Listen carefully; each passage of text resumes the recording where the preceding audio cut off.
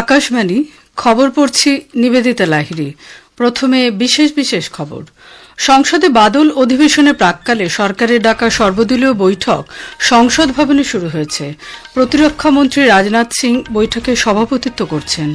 রাষ্ট্রপতি দ্রৌপদী মুর্মু আজ মালদোভা, উত্তর ম্যাসিডোনিয়া এবং রোমানিয়া এই 3 দেশ সফরে রওনা হয়েছেন। বিদেশমন্ত্রী ড এস জয়শঙ্কর আজ তানজানিয়ার রাষ্ট্রপতির সঙ্গে উচ্চশিক্ষা, কৃত্রিম বুদ্ধিমত্তা, স্বাস্থ্য সহ বিভিন্ন দ্বিপাক্ষিক বিষয় নিয়ে বিস্তারিত আলোচনা করেছেন। রাতভর অবিরাম বৃষ্টিতে জম্মু কাশ্মীরের স্বাভাবিক জনজীবন ব্যাহত। কার্গিল জাঁসকাট জাতীয় মহাসড়ক বন্ধ। হিমাচল প্রদেশের বেশ কিছু অঞ্চলে ভারী বৃষ্টির লাল সতর্কতা। কেন্দ্রীয় স্বরাষ্ট্রমন্ত্রী অমিত শাহ পশ্চিমবঙ্গের আইন শৃঙ্খলা পরিস্থিতি নিয়ে আজ কলকাতায় বৈঠক করছেন। পিভি সিন্ধু জাপান ওপেন ব্যাডমিন্টনে খেতাব জয় করেছেন। বিশ্বকাপ ফুটবলের ফাইনালে আজ আর্জেন্টিনা বনাম স্পেনের মহারণ। ফ্রান্সকে হারিয়ে তৃতীয় স্থান লাভ করেছে ইংল্যান্ড। আসছি বিস্তারিত খবরে। সংসদের বাদল অধিবেশনের প্রাক্কালে সরকারের ডাকা সর্বদলীয় বৈঠক আজ সংসদ ভবনে শুরু হয়েছে। প্রতিরক্ষামন্ত্রী রাজনাথ সিং এই বৈঠকে সভাপতিত্ব করছেন। বৈঠকে সংসদ বিষয়ক মন্ত্রী কিরেন রিজিজু এবং রাজ্যসভা নেতা জগৎ প্রকাশ নাড্ডাও উপস্থিত রয়েছেন। বৈঠক শুরুর পরপরই বিরোধী দলগুলো প্রথমে সভা থেকে ওয়াকআউট করে।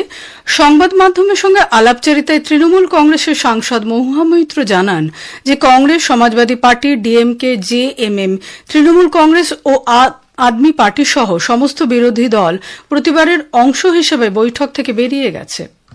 Today the entire opposition, all parties including the Indian National Congress, the Samajwadi Party, the DMK, the JMM, the Aam Aadmi Party, the National Conference, the left parties, the Shiv Sena UBT have all walked out of all party meeting in protest. So on what grounds did the Parliamentary Affairs Minister extend an invitation to these 20 rebel MPs and how are they attending this meeting? We have registered our strong protest and walked out as a symbol of our protest. তবে নিজেদের প্রতিবাদ জানানোর পর কংগ্রেস সাংসদ Jayram Ramesh, CPIM নেতা জন ব্রিটাস, JMM এর মহুয়া মাঝি এবং তৃণমূল কংগ্রেস সাংসদ মহুয়া মিত্র সহ বিরোধী দলের সদস্যরা বৈঠকে পুনরায় যোগ দিয়েছেন।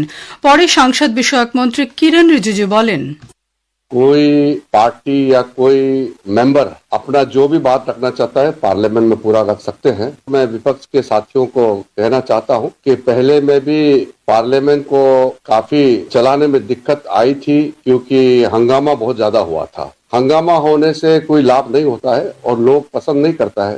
लोग चाहते हैं कि पार्लियामेंट सुचारू रूप से चले। इसलिए मैं फिर से सब पार्टी के नेताओं को मैं अनुरोध करता हूं कि पार्लियामेंट अच्छी तरह से चले, इसमें सब लोग योगदान करें और हम भी विपक्ष के बात सुनेंगे और विपक्ष भी हमारे बात सुने। উল্লেখ্য, বাদল অধিবেশন আগামীকাল শুরু হবে এবং আগামী মাসে 13 তারিখ পর্যন্ত চলবে। রাষ্ট্রপতি দ্রৌপদী মুর্মু আজ মলদোভা, উত্তর ম্যাসিডোনিয়া এবং রোমানিয়া এই 3 দেশ সফরে রওনা হয়েছেন। বিদেশ মন্ত্রকের পশ্চিমাঞ্চলের সচিব সিবি জর্জ নতুন দিল্লিতে সাংবাদিকদের জানিয়েছেন, এ মাসের 25 তারিখ পর্যন্ত এই সফর চলবে। এই 3 দেশের রাষ্ট্রপতিদের আমন্ত্রণে রাষ্ট্রপতি মুর্মুর এই সফর। এই প্রথম কোন ভারতীয় রাষ্ট্রপতি মলদোভা প্রজাতন্ত্র এবং উত্তর ম্যাসিডোনিয়া সরকারি সফরে যাচ্ছেন। 3 দশক পর কোন ভারতীয় রাষ্ট্রপতি রোমানিয়া সফর করবেন বলে তিনি জানান। ভারতের বিদেশমন্ত্রী ড এস জয়শঙ্কর আজ নতুন দিল্লিতে তানজানিয়ার রাষ্ট্রপতি এবং জাঞ্জিবার সংযুক্ত প্রজাতন্ত্রের রাষ্ট্রপতি ও রেভলিউশনারি কাউন্সিলের চেয়ারম্যান ড হোসেন আলী মইয়ান ইয়ারির সঙ্গে সাক্ষাৎ করেছেন। সোশ্যাল মিডিয়ায় দেওয়া এক বার্তায় ড জয়শঙ্কর জানান, বৈঠকে তারা উচ্চশিক্ষা, সক্ষমতা বৃদ্ধি, জল সরবরাহ, স্বাস্থ্য, কৃত্রিম বুদ্ধিমত্তা, ডিজিটাল প্রযুক্তি এবং অন্যান্য ক্ষেত্রে ভারত ও তানজানিয়ার মধ্যে সহযোগিতা সম্প্রসারণের বিষয়ে আলোচনা করেছেন। তিনি উল্লেখ করেন যে আইআইটি মাদ্রাজের জাঞ্জিবার ক্যাম্পাসটি আফ্রিকার শিক্ষা ও উন্নয়নের অগ্রাধিকারের ক্ষেত্রে ভারতের ঘনিষ্ঠ অংশীদারিত্ব এবং দীর্ঘস্থায়ী অঙ্গীকারের এক উজ্জ্বল দৃষ্টান্ত। জাঞ্জিবার হল তানজানিয়ার একটি আধা স্বায়ত্তশাসিত অঞ্চল। এর নিজস্ব সংবিধান, রাষ্ট্রপতি, প্রতিনিধি পরিষদ এবং পতাকা রয়েছে। অন্ধ্রপ্রদেশের বিশাখাপত্তনমে সাত্তারভু জংশনের কাছে আজ ভোরে 16 নম্বর জাতীয় সড়কে একটি লরির সঙ্গে যাত্রীবাহী গাড়ির সংঘর্ষে 4 জন নিহত ও 1 জন গুরুতর আহত হয়েছেন। পুলিশ জানিয়েছে, হতাহতরা একটি পারিবারিক অনুষ্ঠানে যোগ দিতে পালনাডু জেলার ভিনুকোন্ডা থেকে শ্রীকাকুলাম জেলার টেক্কালের দিকে যাচ্ছিলেন। চালক সহ গাড়ির 4 জন আরোহী ঘটনাস্থলে প্রাণ হারান। আহত ব্যক্তিকে চিকিৎসার জন্য বিশাখাপত্তনমের একটি বেসরকারি হাসপাতালে নিয়ে যাওয়া হয়েছে। পুলিশ মৃতদেহগুলি ময়নাতদন্তের জন্য পাঠিয়েছে। প্রধানমন্ত্রী নরেন্দ্র মোদী আজ মহান বিপ্লবী ও স্বাধীনতা সংগ্রামী মঙ্গল পাণ্ডের জন্মবার্ষিকীতে তাঁকে শ্রদ্ধা নিবেদন করেছেন। সামাজিক মাধ্যমে এক বার্তায় প্রধানমন্ত্রী বলেছেন, মাতৃভূমির গৌরব ও সম্মান রক্ষার্থে মঙ্গল পাণ্ডে নিজের জীবন উৎসর্গ করেছিলেন। খবর শুনছেন আকাশবাণী থেকে। আমাদের সংবাদ শোনা যাবে ইউটিউব চ্যানেল আকাশবাণী সংবাদ বাংলা, ফেসবুক ও ইনস্টাগ্রাম আকাশবাণী সংবাদ কলকাতা এবং এক্স হ্যান্ডেল ও এআইআর নিউজ কলকাতাতে। জম্মু ও কাশ্মীরে রাতভর অবিরাম বৃষ্টির ফলে রাজৌরি শহরে আকস্মিক বন্যা দেখা দিয়েছে। বন্যার জল নিচু এলাকাগুলো প্লাবিত করায় শত শত বাসিন্দাকে নিরাপদ স্থানে সরে যেতে হয়েছে। আকাশবাণী জম্মুর সংবাদদাতা জানিয়েছেন, নদীর জল উপচে পড়ে তীর ভেঙে যাওয়ায় বহু যানবাহন ভেসে গেছে বা তলিয়ে গেছে, যার ফলে ব্যাপক বিশৃঙ্খলা সৃষ্টি হয়েছে। 23 জুলাই পর্যন্ত জম্মু ও কাশ্মীর জুড়ে মাঝারি থেকে ভারী বৃষ্টির পূর্বাভাস থাকা সত্ত্বেও সীমান্তবর্তী জেলা রাজৌরিতে গতকাল সন্ধ্যা থেকে অবিরাম বৃষ্টিপাত হয়েছে। দারহালি, খান্ডলি, সুক্তহ এবং জামুলা সহ রাজৌরির সব নদীতেই বন্যা পরিস্থিতির সৃষ্টি হয়েছে এবং অধিকাংশ নদীর জল বিপদসীমার কাছাকাছি বা তা উপর দিয়ে প্রবাহিত হচ্ছে।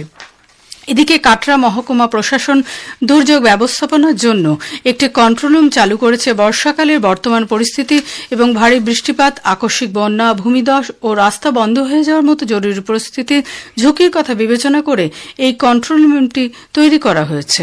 বৃষ্টিজনিত কোনো জরুরি পরিস্থিতি কিংবা তাৎক্ষণিক দৃষ্টি প্রয়োজন এমন কোনো ঘটনার খবর জানাতে স্থানীয় বাসিন্দা ও সংশ্লিষ্টরা কাটরা কন্ট্রোল রুমে 01999129558881 নম্বরে যোগাযোগ করতে পারেন।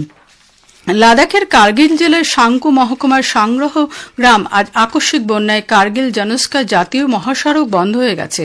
প্রাথমিক তথ্য অনুযায়ী এতে কোনো প্রাণহানির ঘটনা ঘটেনি, তবে ব্যক্তিগত সম্পত্তি ও গবাদি পশুর ক্ষয়ক্ষতির খবর পাওয়া গেছে। হিমাচল প্রদেশে দক্ষিণ পশ্চিম মৌসুমীভাবে সক্রিয় থাকায় গতরাত থেকে অধিকাংশ জায়গায় বৃষ্টিপাত অব্যাহত রয়েছে। সিমলার আবহাওয়া দপ্তর 21 জুলাই পর্যন্ত বিলাসপুর, হামিরপুর, চাম্বা, কুল্লু, সোলান, কাংড়া, মান্ডি এবং সিরমৌর জেলায় ভারী থেকে অতি ভারী বৃষ্টির পূর্বাভাস দিয়ে অরেঞ্জ ও রেড অ্যালার্ট জারি করেছে। 3 দিনের রাজ্য সফরে কেন্দ্রীয় স্বরাষ্ট্রমন্ত্রী অমিত শাহ আজ কলকাতায় একগুচ্ছ কর্মসূচিতে যোগ দিচ্ছেন। সৌজন্য অতিথি নিবাসে রাজ্যের আইন শৃঙ্খলা পরিস্থিতি নিয়ে বৈঠক করেছেন তিনি। দক্ষিণবঙ্গের পুলিশের শীর্ষ আধিকারিক এবং বিভিন্ন কেন্দ্রীয় নিরাপত্তা সংস্থার প্রতিনিধিরাও এই বৈঠকে যোগ দিয়েছেন। এরপর জাতীয় গ্রন্থাগারে দেশের প্রথম ওয়ার্ড মিউজিয়াম বা শব্দ জাদুঘরের উদ্বোধন অনুষ্ঠানে যোগ দেবেন তিনি। এই জাদুঘরে ভাষা ও ঐতিহ্যের নানা দিক তুলে ধরা হবে। এরপর তিনি সন্ধ্যায় বিশ্ব বাংলা কনভেনশন সেন্টার থেকে মুখ্যমন্ত্রী শুভেন্দু অধিকারীর উপস্থিতিতে আমুলের কারখানার ভার্চুয়াল শিলান্যাস করবেন। দুবারের অলিম্পিক পদকজয়ী পিভি সিন্ধু জাপান ওপেন ব্যাডমিন্টনে খেতাব জয় করেছেন। সিন্ধু প্রথম ভারতীয় শাটলার যিনি এই খেতাব জয় করলেন। তিনি আজ ফাইনালে 21-17, 21-17 ব্যবধানে স্থানীয় তারকা ও 3বারের বিশ্ব চ্যাম্পিয়ন আকানে ইয়ামাগুচিকে পরাজিত করেন।